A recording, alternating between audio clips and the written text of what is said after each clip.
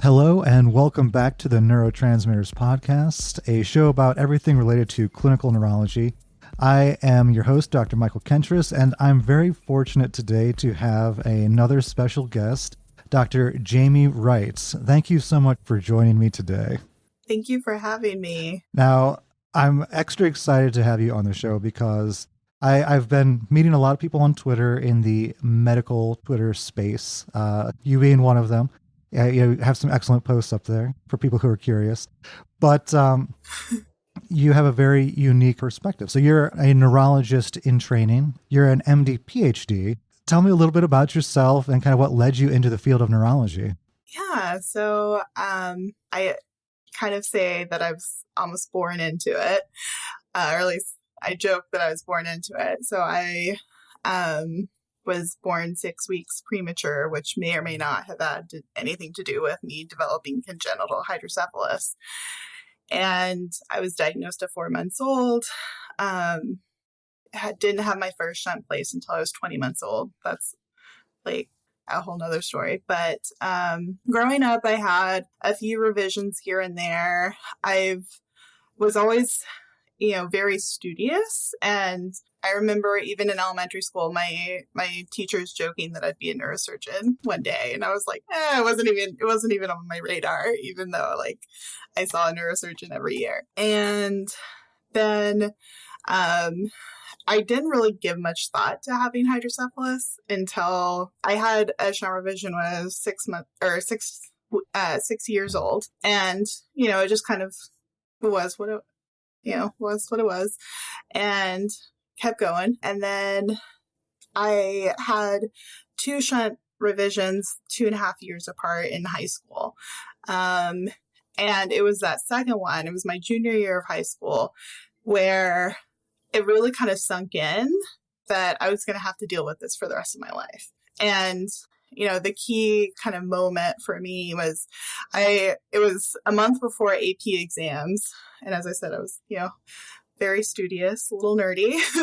And I was talking to my neurosurgeon because thankfully it was like a kind of a mild enough, or, quote unquote mild enough shunt malfunction that we were able to kind of plan it out.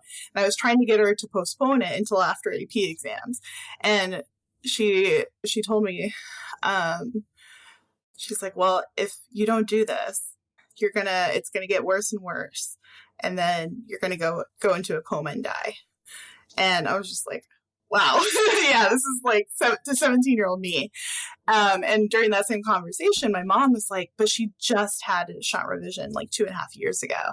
And kind of other truth bomb, like neurosurgeon was like, yeah, 50% of shunts have to be revised within 2 years of surgery and of being placed. And, those were kind of 2 things that I never really thought about and hadn't really sunk in. So I had the surgery. I did fine on AP exams. Okay, good. Yeah, I did great. Graduated valedictorian, went on to undergrad. And I really wasn't planning on going into medicine. I majored in molecular biology, but I'd met some doctors that I had bad enough experiences with that I was kind of like, I don't know what they do to doctors during med school, but I don't want it to happen to me. Yeah. That is an entire conversation right there. Yes. But I had all these great med school, like pre-med friends, because, I was in molecular biology, I was in the biology. So all my friends were pre-med and they were all like, Jamie, why aren't you becoming a doctor? You have the perfect experience for it.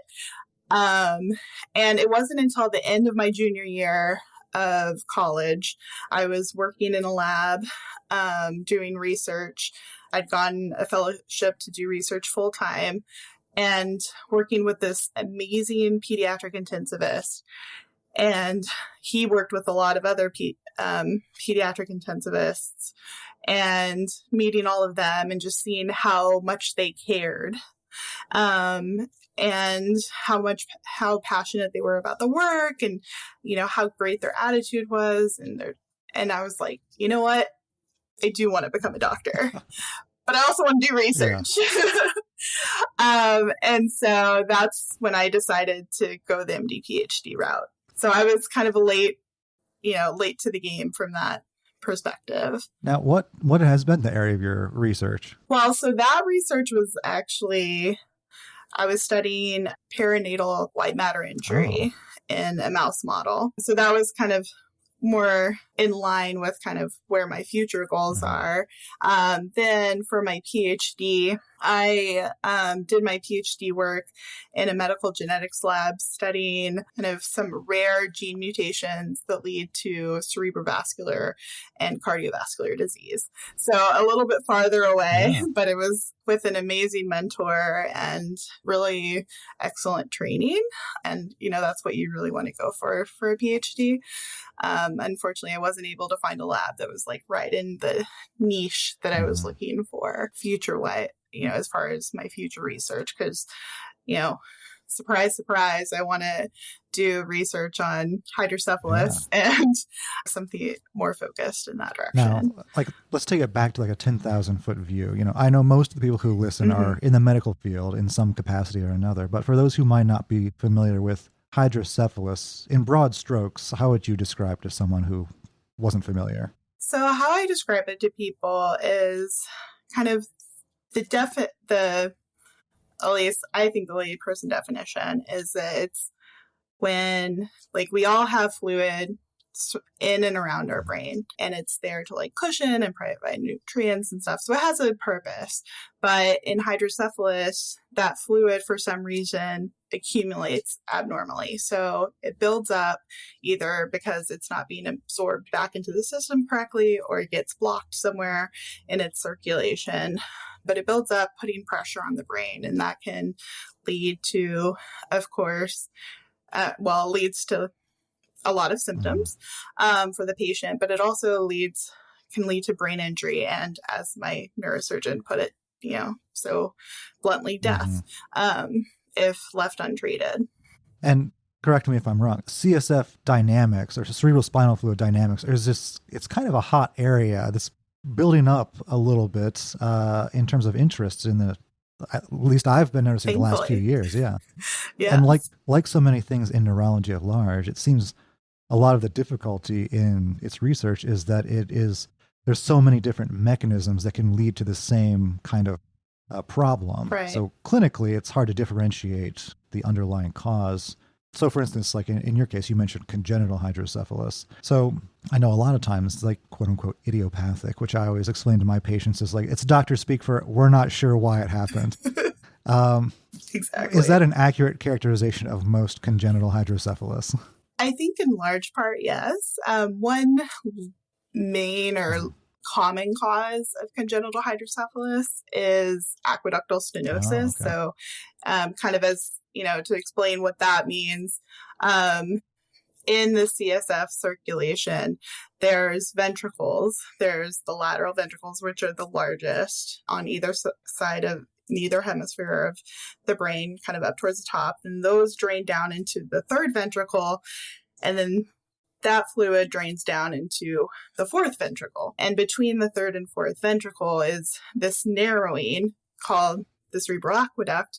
And that narrowing can get it either doesn't develop properly so that it's either too narrow or blocked, or it can become blocked by scarring, bleeding, all kinds of things, tumors, that sort of thing. When I was a baby neurology resident myself, they kind of teach us communicating versus non-communicating, or let us say obstructive versus non-obstructive hydrocephalus. But it may not be quite that straightforward and simple. Is that something that's been on your radar as well? I mean, it's been on my radar from the fact that my mom has one idea of what type of hydrocephalus, non-obstructive versus obstructive that I have. So, and looking back in my old records as a baby, I was like, I don't know what type of hydrocephalus I have. And then now my doctors, because originally they thought I had non-obstructive hydrocephalus or non-communicating hydrocephalus, or communicating hydrocephalus, which meant it was non-obstructive.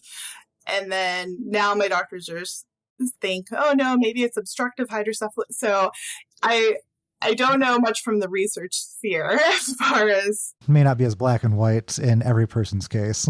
Yeah, it's not as black and white, and especially if you don't have those original images. And I know in the hydrocephalus community, like the patient community, some people kind of know what theirs is and kind of own it more than others. And then as far as like in the medical community, I feel like we are kind of leaning away from putting as much weight on that, except for when it comes to treatment options. That's where it really comes in to play. But even now they're thinking, maybe it's not as black and white as we thought it was. Yeah. So. Right. Because you've mentioned, these shunts several times, but could you enlighten us a little bit? Yeah. So, the only treatment options for hydrocephalus are some sort of neurosurgery or brain surgery. There's two main ones. The kind of oldest is, well, this is arguable when you know the history of hydrocephalus, but the most commonly used is a shunt. And what a shunt does is it's essentially a tube, like a long tube that they put into the ventricles, attach it to some sort of valve, and then run a tube down either into the abdomen or the heart or the space around the lungs to drain the fluid. So it's just a big drain, essentially, is like the easiest way to look at it. The other option that is actually goes back pretty far in history, but has kind of been more refined and perfected in recent years is something called an endoscopic third ventriculostomy, or an ETV, which is where they take now an endoscope or a camera and down through just a small hole in the skull into those lateral ventricles, so those large ventricles, and they actually go through the lateral ventricles down into the third ventricle, so that next ventricle down, and they make a new opening for the CSF to go through. And that's where this whole debate of communicating versus non-communicating or obstructive versus non-obstructive can be important when determining who's a good candidate for an ETV, because an ETV is the preferred treatment modality more and more because you avoid a shunt and all the complications that come with a shunt. Because I mentioned the 50% failure rate, at least in the pediatric population. It has the highest failure rate of any implanted medical device currently. And then there's also an infection rate, and infections are a big deal with shunts. And so you avoid all of that if an ETV works for them. So you've mentioned you've had to have these revisions multiple times throughout your lifetime. Now, is it usually during your annual checkup with your neurosurgeon, they're like, oh, we need to revise this? Or is it like, I'm having symptoms that prompt a reevaluation a little more urgently? I haven't gotten to an annual checkup in a long time. No. So in I thought I was doing pretty well because I went almost 10 years between shunt revisions. And I was actually in my first year of graduate school. So for my MD PhD program, I did 3 years of medical school and then went into graduate school. And then after graduate school, did my 4th year of medical school. And it was during my first year of grad school that, during this time, I've always had headaches. Ever since, for as long as I can remember, I've had headaches more than most people. But during college, they started getting worse. And I would go to my neurosurgeon and he'd look at my imaging and tell me it's fine. And so then I went to a neurologist and I started being treated for migraines. And I tried literally dozens of migraine medications and nothing was working. And I moved from medical school, and actually the head of pediatric neurosurgery took over my care while I was in medical school. And he started talking about this phenomenon of some people with hydrocephalus, their ventricles stop enlarging. It's called ventricular noncompliance. Some people call it slit ventricle syndrome, but that's a whole other story. That's a whole other talk as to why that's not an accurate description. But we started talking about that and my headaches kept getting worse and worse. And then finally I got to a point where I couldn't sleep through the night because I'd be woken up by a headache. And, imaging completely stable. And finally I went to my neurologist because I was like, this is my red flag symptom. This is a symptom I always have when my shunt's failing. And that's, how it was when I was growing up is I would start having headaches that woke me up in the middle of the night and they'd get worse and worse and worse. And so finally my neurologist was like, I know your imaging's stable, but this is increased intracranial pressure. This is ICP. And so she called my neurosurgeon. My neurosurgeon and I made the decision for me to have exploratory surgery. So exploratory brain surgery. Cool. And he got in there and my entire shunt was malfunctioning. He had to replace the whole thing. And so it can be, and we have no idea how long it was malfunctioning. He said it could have been malfunctioning for years, as your headaches got worse. So I've had those type of malfunctions. And then after that surgery and after we knew that my ventricles no longer enlarged, I've had 14, so that was in 2015. And I've had 14 more neurosurgeries since then, just in that time span. And, one of them was kind of the scariest shunt malfunction I've ever had in my life. And I was literally just fine. I remember brushing my teeth that morning and thinking, I cannot wait until my follow-up with my neurosurgeon and my neurologist to tell them how awesome I'm doing. Because I'd had 6 other surgeries that year. And so I was like, we finally got it. We finally figured it out. And I went into lab and I was sitting at my desk and all of a sudden it literally felt like a bolt of lightning or a bolt of pain just went through the top of my head down my spine. And it was just this, and I don't want to use the term thunderclap headache because I don't want to, lean all of our medical people in that direction, but it was just this sudden onset worst headache of my life. And I started to stand up because I was alone in the room, and my vision started blacking out, and I felt like I was going to pass out. And I was like, oh my gosh, I don't want to pass out here by myself. And so I was freaking out what to do. And I finally sat down. I sat back down in my chair because I was like, I'm not going to make it to the door to get out to the hallway. And as my vision is blacking out, I'm trying to text somebody to let them know that something's wrong. And thankfully, when my ICP got high, because that's what it turned out to be, my shunt had blocked in that instant and my pressure rose. And thankfully for me, I get what they call plateau waves. And so the pressure goes up, but then it comes down for a little bit. And so, and this gets into a lot of ICP dynamics that's kind of down a rabbit hole. But essentially I was actually able to the pain wave passed. I was able to get up, walk, go tell somebody what was going on, what had happened. And I'm like, okay, I'm going to wait it out a little bit and see if it happens again. That's just my personality. And so I actually went to lab meeting, and I kept having these, these plateau waves, but I'd be fine in between. So I was able to function in between, but they were getting worse and they were getting closer together. And so finally I called my neurosurgeon, and he's like, go to the ER. So I went to the ER, and I actually was still really reluctant to I still wasn't sure whether or not it was a shunt malfunction, even though now looking back it was obvious. But because during these waves, my vision would black out. I'd be shaking uncontrollably, horrendous pain. I started vomiting. I mean, it was clearly something was off. But they, admitted me to the ICU for the night. And then it was finally a friend of my mom and my mom ganged up on me over the phone and were like, they called my neurosurgeon at 4:00 in the morning and were like, you have to replace her shunt. And sure enough, the catheter going into my abdomen was blocked. It was completely blocked. So that was that's the other extreme of how shunt malfunctions can happen. During that time, I also had an endoscopic through ventriculostomy. So I also have cool video of the inside of my brain. Unfortunately, it didn't work at all for me, but I got cool video, which you can see on my Twitter. And, but yeah, it's been a lot of issues with trying new valves because of over drainage, and then I have under drainage. So we had to switch out the valves, and then shunt malfunctions mixed in. Last year during my intern year of residency, I had my shunt externalized, and one of the most interesting things with that is we clamped it off, and within an hour and a half, my ICP reached 100, which for those of you who don't know, a normal intracranial pressure ICP is 5 to 15.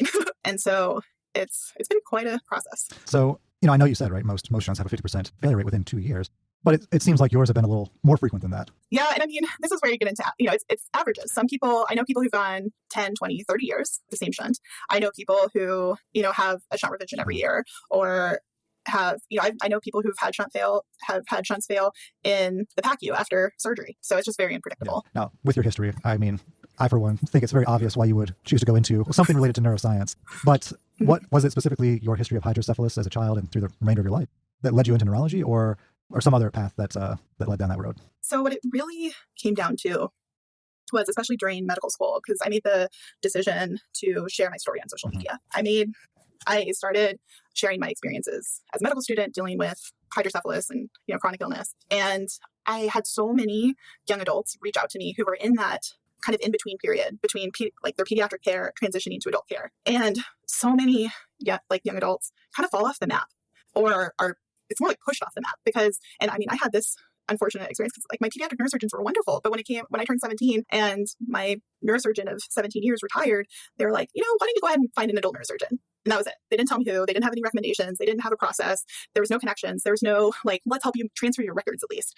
There's none of that. There's no process. And there was a time where I had 20-something-year-olds or teenager or people in that kind of transition period who were I was hearing from somebody once a week who was messaging me saying, I can't find a neurosurgeon or a doctor to take my care, to take care of my shunt, to take care of my hydrocephalus or manage it. And I met this amazing neurosurgeon here at the University of Washington, or here where I'm training now, who is a neurologist who specializes in particularly patients with congenital hydrocephalus who are transitioning from pediatric to adult care. And he is, he's made a niche of taking in those patients and managing their hydrocephalus, managing their shunts. And he works with some, amazing neurosurgeons here who, he has this great expertise in CSF circulation and ICP monitoring and shunts. And so he takes care of these patients and he manages them. And, he does any monitoring or anything or testing that needs to be done. And if if he determines that something's wrong with your shunt, then he passes it off to the neurosurgeons. But he's made this, great practice of being able to care for these patients. And that's where, so I was like, that's who I want to be when I grow up as a neurologist. Is that Dr. Williams? Yes, that's Mike Williams. I think I heard him speak at the plenary session at the Academy meeting just this year. Oh, really? I think he had a pro and anti NPH does it exist debate. It was quite it was quite entertaining, and he gave a very good account of himself. Yeah, That's very cool. Yeah, he also does, he also treats a lot of patients with normal pressure hydrocephalus, which is kind of its own thing, own genre, its own thing among hydrocephalus. But yes, he's helped me out so much over the years. I think the first time I actually flew up to see him and have ICP monitoring done here in 2019, back when I still lived in Texas. I traveled up here to get, his input and testing, and he just knows so much about shunts, and it's so fun talking to him because he gets since I got a new shunt system last year, and I can hear it now. I can hear the CSF going through it sometimes when it's going really fast, when it's high pressure and draining a lot. And, I told him about it because I'd heard people talk about being able to hear it, and I thought it was crazy. And I asked him about it, and he's like, oh, yeah. And he started talking about the science behind it and the type of valve that you can hear it with. And we both got really excited. And it's so fun talking to somebody who can get as excited about hydrocephalus as I do. So it's really excellent that you found a physician who is that passionate. But, you kind of alluded earlier that not all physicians are necessarily as, say, kind-hearted, perhaps. Very true. I was going to say, I've been very fortunate. I've lucked out. But I've also, all of my surgeries up until the last 2 years were done by pediatric neurosurgeons. And so I lucked out in that I found pediatric neurosurgeons who would still manage my care. And I still have a pediatric neurosurgeon on my team here. So, being active in kind of the online sort of support community as you are, is it a common experience that people will go to their neurosurgeon and be like, oh, well, your ventricles are normal size, you need to see a neurologist, or, then they go see the neurologist and it's like, well, it's your shunt. And so you end up kind of stuck in the middle of this contest between your two neuro physicians, essentially. Is that a common story? It is. I mean, thankfully, my situation with the ventricular noncompliance, it's, last I heard, it's maybe about 10%, although I think it may actually be more than that. So it's not as common a phenomenon, but yeah, there's still plenty of patients out there who even, who get stuck in the middle between either neurosurgery just not listening to them and sending them, or, wanting them to go to somebody else. Or I do strongly advocate for patients to also have a neurologist, because it was my, if remembering back to that long story, it was my neurologist who was like, this is your shunt. This is a shunt issue at the beginning. And advocated for me from that standpoint. And so, I'm biased, but I think it's, a neurologist is an important part of the team for patients with hydrocephalus. Even if, we don't do surgery, we still, we're the great diagnosticians. But also it can be very challenging for patients to find neurosurgeons who will, take on a patient with hydrocephalus, especially with those complex patients whose ventricles don't enlarge anymore, or have a seemingly functioning shunt, but are still having headaches due to over drainage or under drainage, and, who are patient enough to figure out, try different valves and try different settings and figure that issue out. Now, I have to ask, I can't help but notice that you are in an adult neurology training program and not a child neurology. So what happened?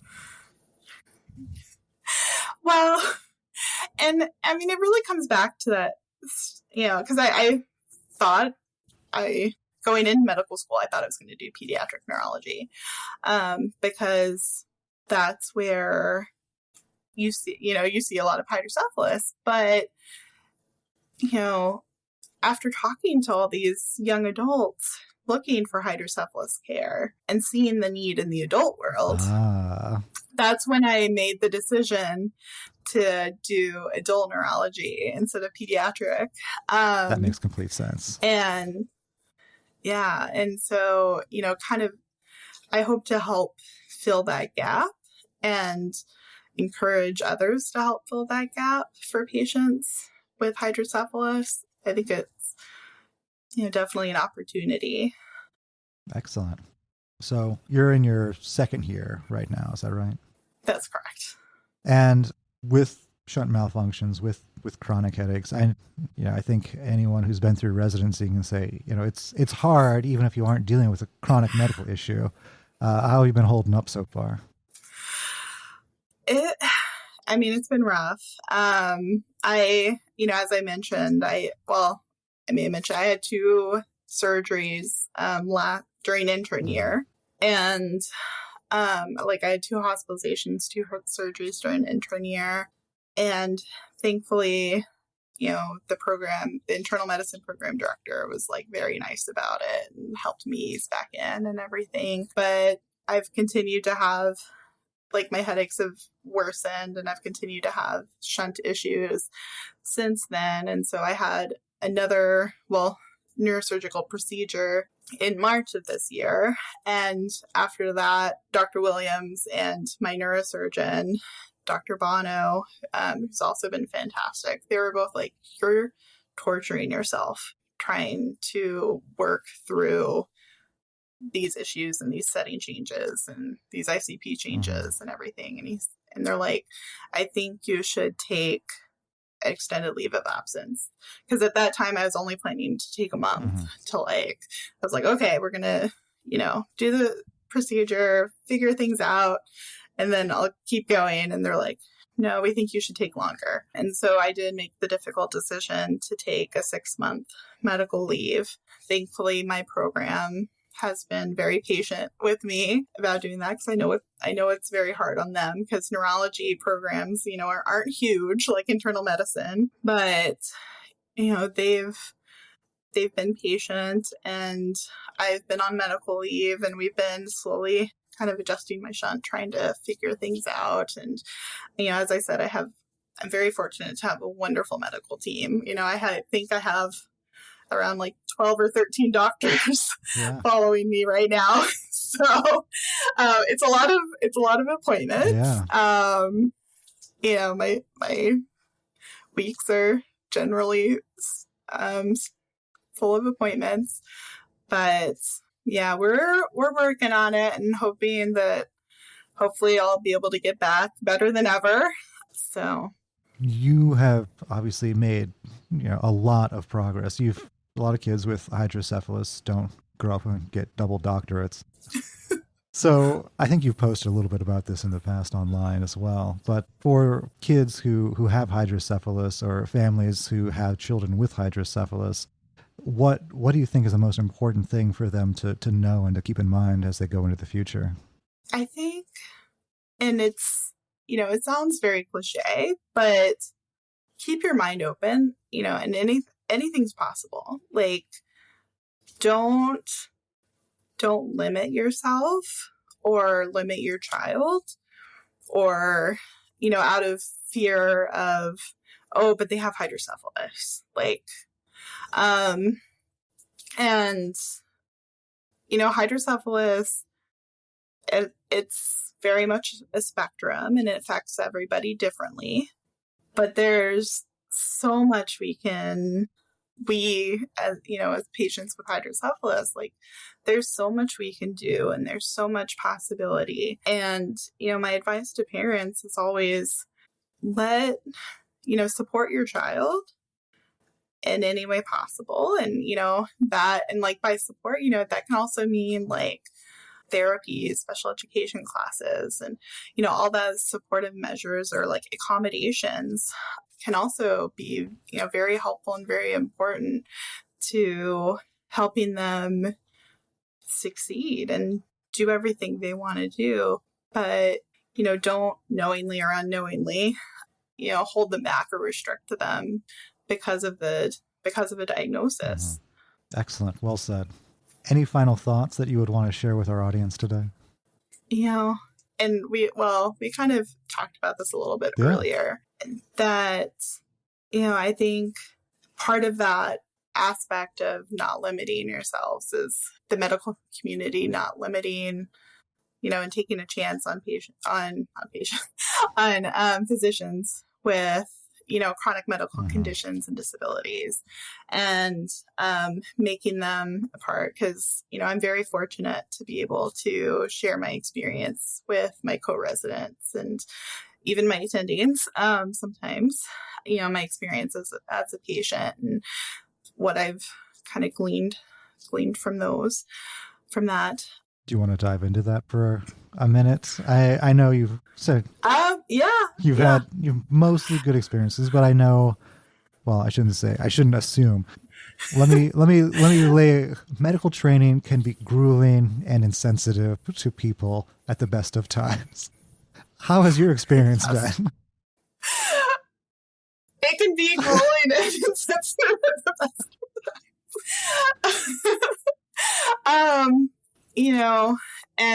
And that's where I don't know how much I want to get into like the nitty gritty of, who did what and what were good decisions versus not so great decisions or not so beneficial decisions. But I will say, like, overall, I have had some amazing support during my residency training. And, everything from them just being patient with me to, checking up on me, doing meal trains, going above and beyond. I've also had some not so great support during residency training. We're all human and we all have our moments, and residency training is very grueling and it's hard on my co-residents in my program, me not being able to be there for 6 months and them having to cover for me for 6 months. And, I definitely appreciate that. I think the system as a whole can definitely do better as far as making things more accommodating to residents with disabilities and chronic health issues. Because as I said, I think we have a lot to give. We have a lot of additional perspective and additional knowledge that not every trainee has, because everybody has different experiences. And so I think there's a lot to add there, and there's a lot of benefit, and I think it's worth making some accommodations to help those help residents like me succeed. And the accommodations process is tough, and it's tough at every level. I will say, I had accommodations because of all the surgeries and everything. I had accommodations starting in grad school, well, actually starting in undergrad and then grad school in my last year of medical school. And, some people who aren't dealing with disabilities or aren't dealing with chronic illness think accommodations gives people with disabilities or kind of give them an unfair advantage in situations. Sometimes people have that idea or that kind of bitterness, and I could see how it'd be especially strong in residency training because we are all pushed to our limits. But the process for getting and coming up with accommodations is incredibly hard. I've spent so much of my free time in meetings.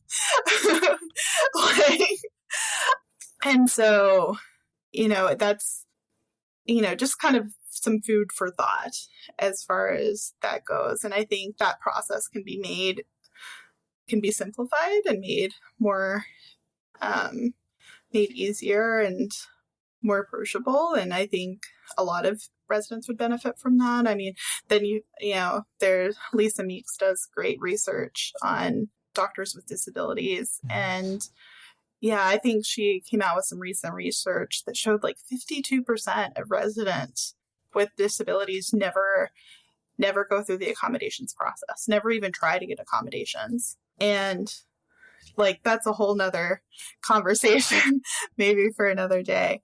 Yeah, it does speak to the kind of the underlying philosophy. I hesitate to use the word philosophy, but kind of mental state of medical training as a whole, which is still very much entrenched in many corners of the United States, where it's you have to be, this sacrificial lamb on the altar of healthcare in order to get everything. You'll pardon my overwrought imagery, But, Yeah.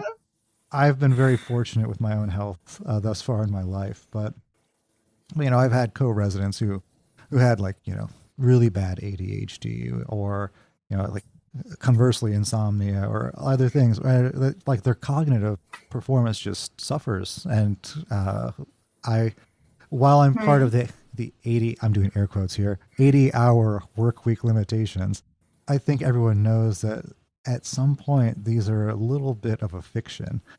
And like you're awake for over a day, and if you're already having health issues, probably not great for those health issues. Right? It's not great. Like I worry. This is my own neurosis kicking in. Like all these times being on call or not having 7+ hours of sleep per night. How many years have I shaved off my life? How much higher is my risk for dementia? I don't know. It's probably more than it would have been. Yeah. I mean, it's significant for all of us, and I'm grateful that there is a push in general, like overall, to make residency more and healthcare more humane. Honestly, because it's not humane right now. I saw a Twitter thread just a couple of days ago. I was getting into the rabbit trails for a second. It was saying keep the work schedule, but bring back the cocaine. Oh, I didn't see that. For those who aren't familiar, when residency programs were being developed back in the I think it was the 1800s. I might be a little off on my decades. Maybe it was the 1910s. But the people in charge of it were a little bit high on cocaine and hence were able to get an incredible amount of work done. So anyway, tongue in cheek, I'm not truly advocating for everyone in healthcare to be on cocaine. But it would be nice to get... Something's got to give. I'm just saying more regular sleep would be good for everybody, right? Right. Very true. Well, very true. Dr. Wright, thank you again for coming on. Where can people find you online, or in what resources, if any, would you recommend people with hydrocephalus or those taking care of someone with hydrocephalus should seek out? So as far as resources, the Hydrocephalus Association is a great resource. It's a great resource for both patients and clinicians because they have a whole publication search engine. They're available on their website, and the website is hydroasoc.org. So hydroassoc.org. And they also have great support resources, community network resources. So if you have patients with hydrocephalus, definitely check them out. And, I've been a volunteer with them for quite a while, and they're just amazing and do amazing work. And then as far as, if you please, come find me if you have any questions or if you just want to kind of see what I'm doing. I'm on Twitter and Instagram as Shunted MD PhD, and my name Jamie Wright is on all of my pages as well. That's a great handle, by the way. Thank you so much. I'll make sure to put links in the show notes to the society and to your accounts as well. All right. Thank you again so much. It's been a pleasure chatting with you. Thank you. I just want to say thank you one more time to Dr. Jamie Wright for coming on and sharing her unique experiences with us. And I'll leave a link to her socials as well as the organizations she recommended in the show notes below. As always, if you enjoyed this podcast, please make sure to rate and review us on Apple, Spotify, or wherever you're getting your podcasts. This helps with the algorithm and getting the show noticed by other people. Also, please make sure to subscribe for future episodes, and you can find me on Twitter at Dr. Kentris or by email at the neurotransmitterspodcast@gmail.com with any questions or show suggestions, and those contacts are also in the show notes below. Thank you again for listening, and we'll see you all next time.